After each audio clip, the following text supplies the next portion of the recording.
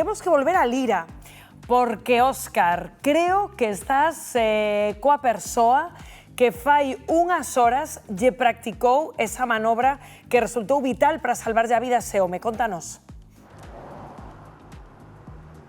Correcto, Rocío, non sabes que alegría me dá estar aquí diante do show onde pasou todo isto o fin de semana, este atragamento tan terrible, pero que estamos aquí co Salvador, estamos aquí con Felipe, que foi a persoa que estivo atenta para practicar esa manobra de Heimlich. Como foi todo, Felipe? Como viviche deses momentos?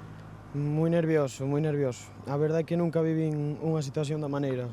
E non lla deseo a ninguén tampouco, pero a verdade é que todo isto deixache mal corpo. Moi mal corpo, porque entendo que, claro, que a ti avísanche disto, non? Esta situación xa empezou e que ves ti?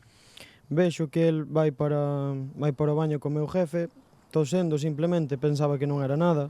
Xusto chegan ao baño e escuito gritar ao meu jefe: Felipe, ven aquí. Vinde todos, por favor, que se está atragantando, de verdad. Eu vou por o baño, fagolle maniobra de Heimlich, non é efectiva porque a súa dentadura postiza estaba descolocada, a de arriba e máis a de baixo. Entonces non me quedou outra que quitarlle a dentadura de arriba e máis a de baixo, poñer un par de guantes e quitarlle o anaco de carne que o tiña aquí.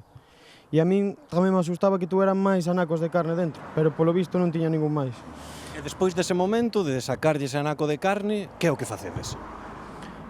Primeiro fagolle maniobras de RCP, non respira moito por el solo, e despois eu e máis o meu jefe traémolo para aquí para a entrada, donde estas mesas non estaban xa, e poñémolo en posición lateral e vemos que comeza a respirar un pouquiño por el solo.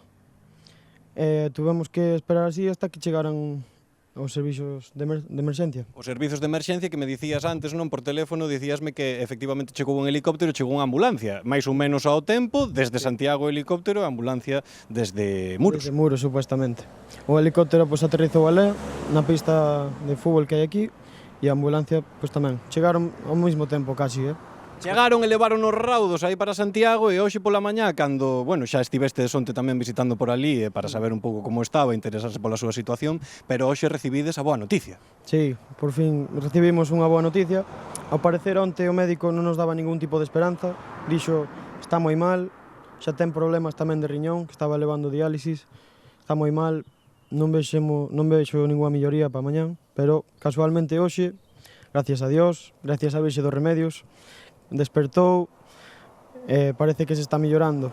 Hasta a súa muller lle dixo: vas a ter que deixar de ir aos bares, isto non vai poder seguir así. Que maravilla, Dios mío, por favor, esperemos que isto remate así con este bo humor, efectivamente, que non deixe as tabernas, que as tabernas non hai que deixalas nunca, pero grazas a Virxe dos Remedios se fai falta, amigos. Aquí estamos con Felipe, o Salvador. Que maravilla de noticia, amigos, eu quedo moitísimo máis tranquilos despois de falar con el.